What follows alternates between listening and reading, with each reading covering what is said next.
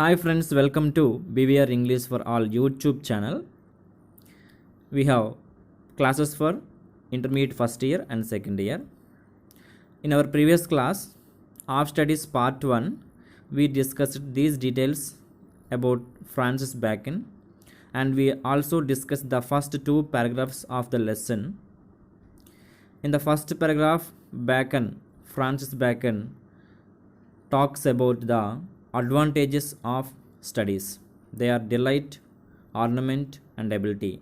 Delight means it gives us happiness, ornament, beauty to the speech, and ability to tackle the situations in our daily life. In the second paragraph, he talks about the disadvantages of the studies. Now we are moving to the third paragraph. Some books are to be tasted, others to be swallowed, and some few to be chewed and digested. That is, some books are to be read only in parts, others to be read but not curiously, and some few to be read wholly and with diligence and attention. But that would be only in the less important arguments and the meaner sort of books. Else, distilled books are like common distilled waters, flashy things.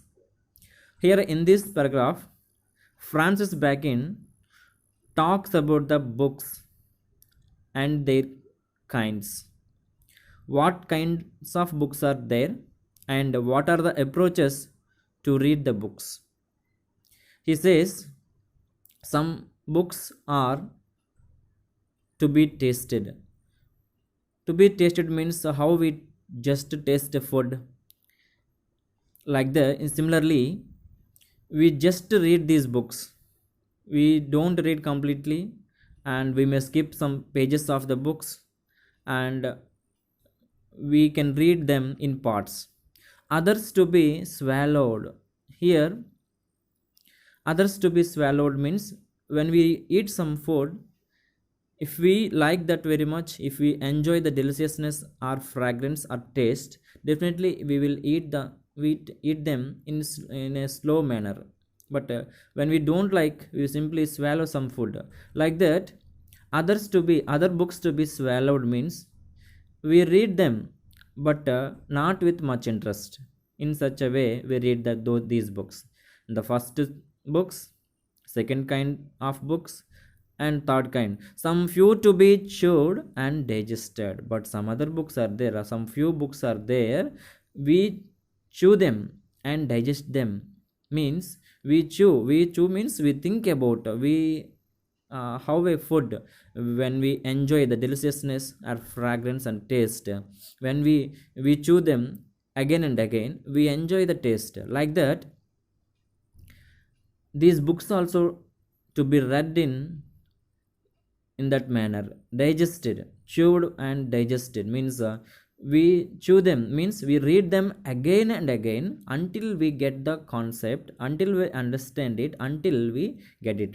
Means we have to read these kind of books thoroughly and slowly with a lot of attention. That is, some books are to be read only in parts. These kind of books can be read in parts.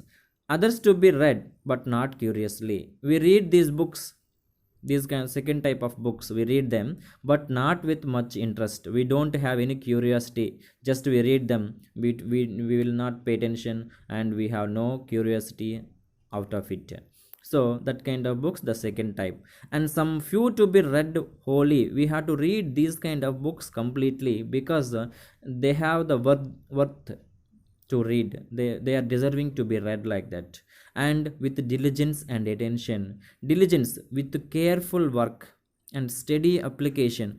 We have to read them with a lot of interest, with a lot of curiosity, with a lot of attention, all these things. Such books we have to read like that. So here in this passage, Francis Bacon talks about the books and how we approach them. Three kinds of books he mentioned, and some books just we read them for just, and we don't read them completely. And some other books we read, but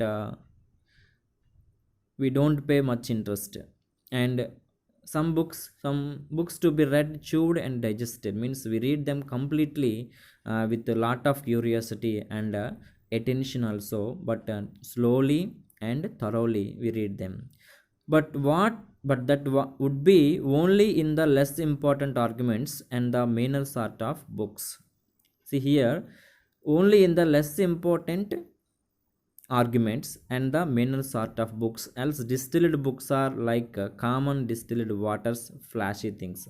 Here, see, that would be only in the less important things and the minor sort of books, but this happens only to some books. What happens, this kind of books are a few, he said, some few. This happens only to some important arguments, less important arguments. Some less important arguments some books have, means we don't find anything worthwhile there. Some minor sort of books, some do not fulfill the needs, else distilled water books are like common distilled waters. We have distilled water, means purified water. That purified water is tasteless, that is flashy, means we don't enjoy it. It is used in other purposes, but we don't know the taste of it because it is tasteless. So that kind of similarly, the some books are also there, they are tasteless. If they are tasteless, how can we enjoy by reading them? So we can't enjoy those books. So what here Francis Bacon says is, if they are worthy, if they are deserving to be read properly, yes, we can read. But whereas if they have no fragrance, if they have no taste, then how can we enjoy? We can't enjoy, he says. We are moving to the next passage. Reading makes, here the poetic form of makes. In the beginning we discussed in the part 1, makes and some words are there. These are poetic words, and this of studies was written in 1597, almost 400 years ago. That's why there is some lot of Latin language influence. Reading makes a full man, conference a ready man, and writing an exact man. And therefore, if a man write little, he had need have a great memory. If he confer little, he had need have a present wit. Here you see, in this paragraph, it talks about reading makes a full man, conference a ready man, and writing. He talks about reading, and conference means communication or conversation, and writing. These three things, how help a man in his development, in his life. You'll see, reading makes a full man. It makes a full man, means it makes a complete man. If he reads, if he studies something, he learns everything there. But here, conference a ready man, conference means communication or conversation makes a ready man, means he can respond quickly, and he is always fast in his idea, in his thoughts. And writing an exact man, when he learns writing, he becomes a perfect man. Exact man means he becomes a perfect man, then only he can be completed. He is until then he is incomplete with this incomplete. And therefore, if a man write little, if any man write little, he had need have a great memory. And in the first few lines, he talks about reading, and conference means communication, and writing. Reading, speaking, and writing, he talks about these things. And here, therefore, if a man writes little, in he had need have a great memory.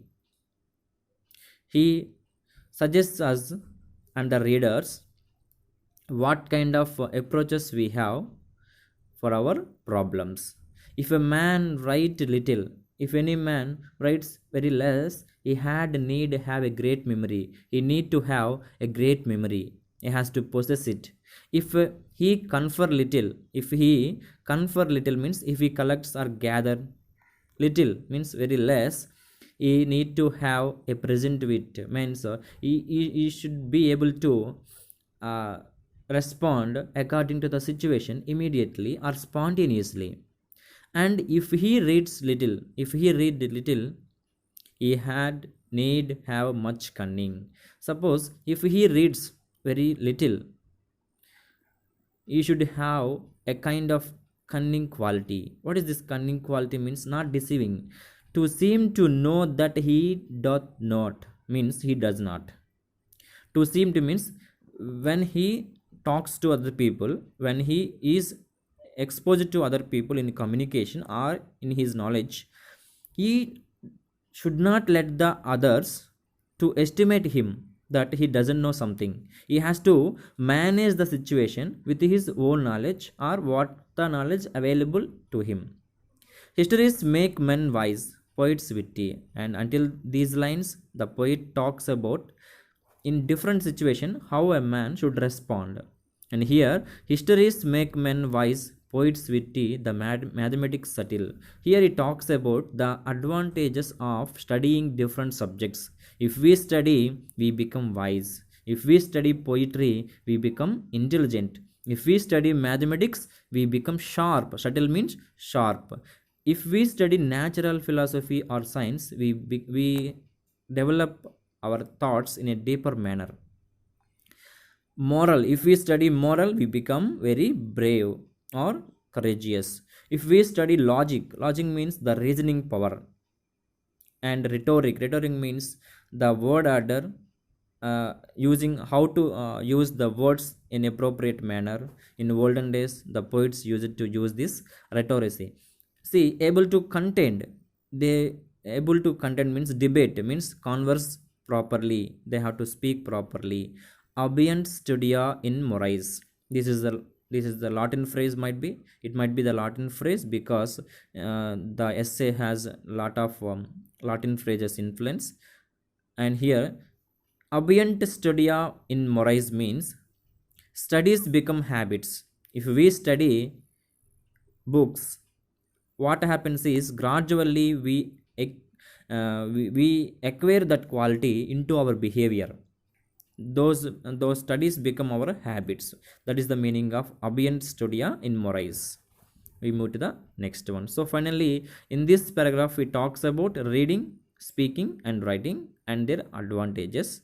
And he also talks about different approaches for us to study the books. And he also talks about the advantages of different subjects and how they help us. Nay means no. There is no stand or impediment in the wit. There is no stand, there is no stoppage, or there is no hindrance, or there is no problem in the wit. If we want to increase our knowledge, if we want to enhance our knowledge, there is no stoppage, there is no problem, but may be wrought out by fit studies. But may be wrought out, they should be worked out. They should be worked out well by fit studies, like as diseases of the body may have appropriate exercises. See, look here, if we have exercises, what happens? Our muscles and our body parts become more strengthened, more strong. We know about it. Like that, if we read in a planned manner, if we read thoroughly, what happens is we become more fit in knowledge. Means there is a saying, practice makes a man perfect. Like that sentence supports this quality. Like as diseases of the body may have appropriate exercise, we have appropriate exercises for every body, every part of our body. Bowling is good for the stone and reins. Bowling means here the process of bowling involves the running also, and using the muscles and twisting also. So here, bowling is good for the stone means testicle, and reeds means kidneys. For these are testicles and kidneys will be strengthened. They are strengthened because of bowling. So bowling has that kind of advantage. And shooting for the lungs and breast. When we have shooting, when we participate in shooting, What happens? Shooting means here hunting or archery. For the lungs and breast, our lungs and breast become more strong. Gentle walking, slow walking, and soft walking for the stomach. It will help us, our stomach, to digest the food properly, not to have a belly fat like that.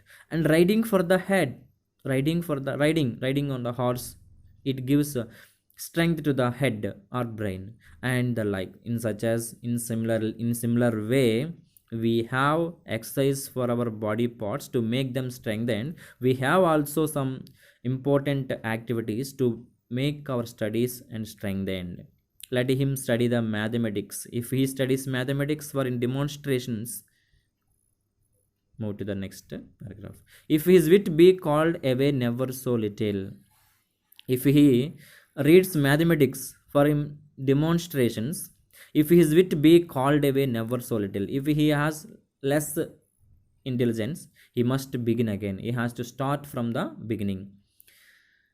If his wit be no apt to distinguish or find differences.